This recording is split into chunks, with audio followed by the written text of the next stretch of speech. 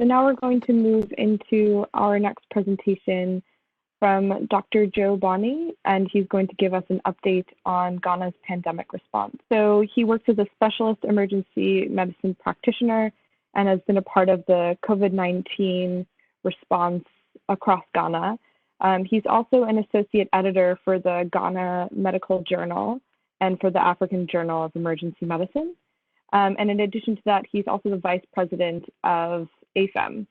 So we're excited to have him here to help us learn a bit more about Ghana's pandemic response. He was one of our earlier presenters on donning and doffing of PPE in low and middle income contexts, particularly on the African continent, and spoke a bit about Ghana during that presentation. So it will be interesting to see how Ghana has progressed in their response since then. Hi, my name is Dr. Bonney. I work with the Komfo Teaching Hospital as an emergency medicine specialist, and I also work with the Kumasi Center for Collaborative Research with the Global Health and Infectious Disease Group. And I'm presenting briefly on the country's response of Ghana towards COVID-19. So a little background of Ghana. So Ghana has a population of about almost 30 million, so 29.77 million. This is as of 2018, with a population density of 137 per kilometer square. And we're currently a lower middle income country. So the values here have been a little modified. The hospital per 100 population, instead the original values that were posted in the template was 10,000, but we have for 100, which is 0.9 as of 2001. And for the doctor to the population, it's a 0.1. Unfortunately, the data on the nurses and midwives was not readily available. The number of ICU beds, I put the variable. We have a fixed number of ICU beds in some of the teaching hospitals, but with the advent of COVID-19, this continues to increase with ICU availabilities in places that we didn't have some of these things happening. The EMS system is available. The National Ambulance Service has been running for a couple of years and now a little bit more well-resourced to manage. And they have specialized ambulances that are managing for COVID-19. So the country statistics as at yesterday, total number of confirmed cases is 22,822, with the new cases as 854. This is as at yesterday. Total number of deaths is 129, with 17,564 cases as recovered, and about around 5,000 active cases. This is what has been reported, with a lot more males being infected, 57% as compared to females. Most of the cases cumulatively are in the Greater Accra region, which is the capital of Ghana, followed by the Ashanti region, which is like almost midpoint, and that is where the Komfo Teaching Hospital is. So this shows the trends of the analysis of the new cases that we're getting. So if you look at the initial start of March, going through April, we seem to have had huge spikes at some points. These came about because as the testings were done, some of them were batched up and results were released on a day. So you could have more cases showing as new cases on a specific day with very big spikes. But overall, we are seeing an upward trend with a number of cases testing positive increasing daily. So a quick timeline of what we have done as a country.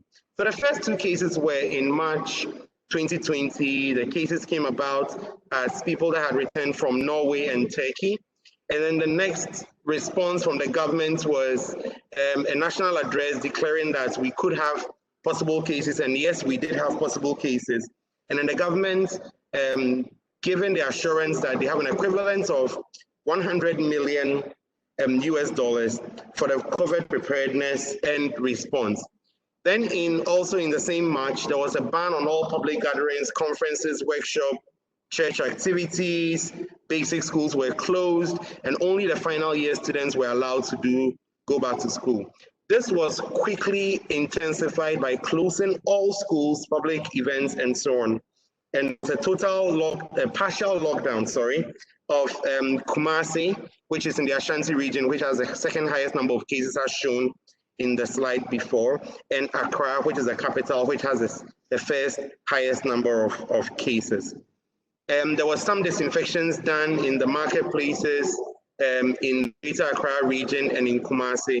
And then the health service started seeing a spike of cases from 64 to 132, and the numbers just continued to increase over the months. So the government responses is what I'll present over the rest of the period. So continuous press briefings at multiple events, given the progress of the state of the condition, and then the government responses. The border closures were extended for a period of time, and then the wearing of masks became mandated. Fast forward to June, the government actually went ahead to lift some of the restrictions, trying to find a solution between the population having some livelihood alongside being able to guard against the infection. And the security services were supposed to help ensure this. Some of the other measures that has been put in by government over the period was some incentive for health workers, free water supply for the people that are in the community. So as of July, most of the restrictions have been lifted. People are allowed to go to church, but ensuring social distancing. But we continue to see a high increase in the number of cases as the final years of both the senior high and junior high have returned to school for their final exams, including university students. I'd also want to touch a little bit about infection among health workers. So as at May, we had about 30 health workers who had tested positive. The number has significantly gone up. As at June, 18th of June, we now had 97 health workers in just the Ashanti region that had tested positive. The national numbers continues to increase in the hundreds, with a lot of health workers testing positive on a daily basis. This has brought about a joint communique by the Ghana Medical Association, the Health Workers Union, the Registered Nurses and Midwives Association, and the Hospital Pharmaceutical Association, clearly stating the importance of PPEs to be used in the hospitals well and its continuous availability. What has been some of the challenges? And I've summarized the challenges in the 4 pictures that we can see here. So on our top left corner, you realize that I put some health workers. The role of health workers has been quite essential in the control of COVID-19, but we just do not have enough trained health workers at every institution. There has been a lot of trainings done to try and bring some of the health workers up to speed, but then the total number of health workers per population, as you saw, is already a problem. And this has limited the number of health workers that can be available to run a shift, especially when health workers are exposed and will have to isolate from the hospital. It puts a lot of burden on the health system. The distribution of health workers also becomes a big concern, as most of them are distributed in the major cities and towns, and these are now forced to host the treatment centers. Take, for instance, in Ashanti region where I work, the major hospital, Confanochi Teaching Hospital, is taking care of all the severe cases. And that would mean that all severe cases in the entire region and even the northern sector of Ghana might need to be in this location. This will clearly realize that we will run out of spaces very quickly and with no availability to be able to take care of the patients. And this is a pressing concern as we have now. To the lower left, I showed a picture of a group of people at a beach. And this is supposed to depict the lack of attentiveness to the social distancing that is going around, not just in Ghana, across the continent and actually across the world, where people are not adhering to the social distance protocols or not wearing their face mask and increasing the chance of infectivity. To the top right depicts a patient who should be in an ICU setting. The availability of ICU settings have become a big concern. The availability of ventilators, monitors, skilled staff to man an ICU is a challenge for the country. A lot of training has been done and the government is looking at procuring more equipment, but this will mean that the trained staff will need to be run thin, have fewer people on shifts, and have them move around maybe to even different facilities that they are not used to. The last picture shows a student in school with a mask on. All the basic, the junior high and senior high students in their final years have returned to school in order to write their exams, and also the university students in final year. So this is bringing students from various environments to a confined space in their boarding schools to stay and write an exams. If it is a boarding school, if it's not a boarding school, they still come to the same environment every day to meet for lessons whilst preparing for the exams. Also consider the teachers that would also have to come from various backgrounds to the environment. This has increased the chances of infections going up. Then the resources available are still the same, and as they continue to improve, we might not be able to match up with the infection. So these are the challenges that we're seeing in Ghana.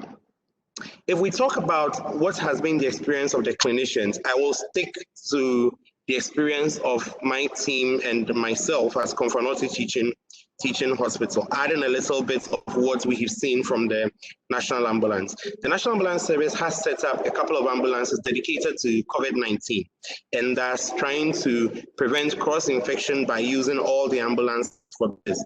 And this seems to have been running very well. As clinicians, we're facing the challenge of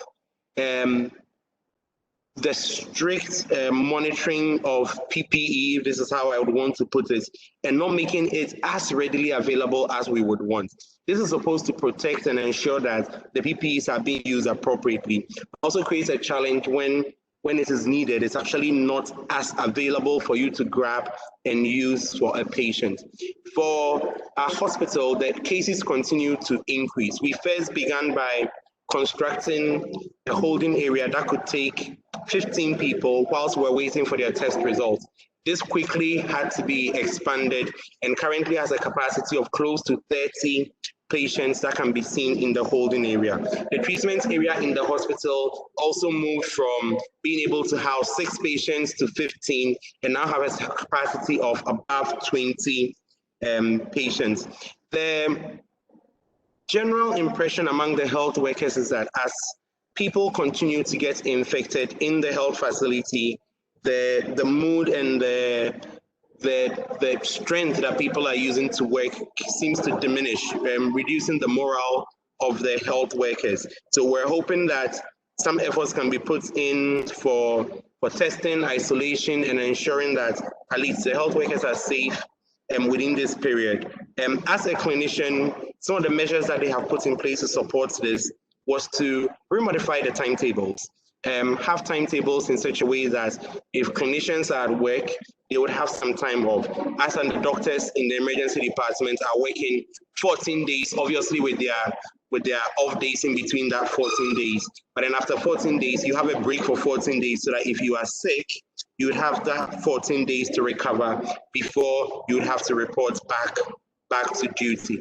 The hospital has now pulled in staff from all the other directories to come and support with the COVID-19 management at both the holding areas and at the treatment areas.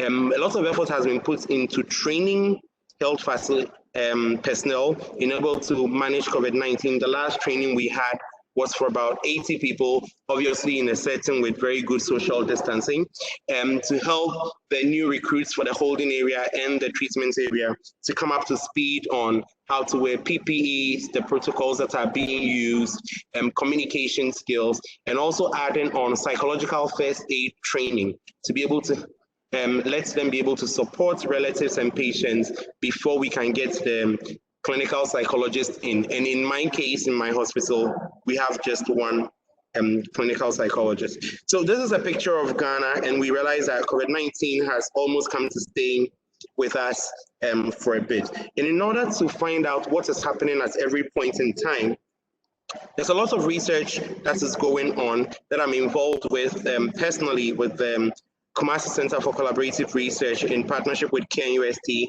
the Ghana Health Service, and with support from ALERT and WHO. And this includes a health worker survey looking at the infection prevention practices of health workers and looking at the broad picture and how this can be put into policy to help protect the health worker. Also, the clinical characterization pathways are also being followed. We're collecting data to look at how the patients are coming in, how the progressions of the patients are going, their dispositions, medications they are on, and looking at how this can impact on the protocols that are being used for the management of patients. This is set to be rolled out anytime soon, and this has been rolled out in other African countries and other places around the world with a lot of input from ISARIC and ALERT in Africa. There are also clinical trials that are going on around the world that we're tapping into their information, and we're hoping to start a clinical trial in Ghana at my facility, Confanoche Teaching Hospital, looking at the medications that are being given to patients. So all of these are research work that are on the ground now or are being implemented in order to support the fight for COVID-19. But we still go back and say, as no matter which country you're in, the systems still remain the same. Regular hand washing and hand hygiene, trying to wear a mask wherever you are, and it is now mandatory in Ghana, and also social distancing whenever it is possible. Thank you very much. Thank you so much for that presentation. And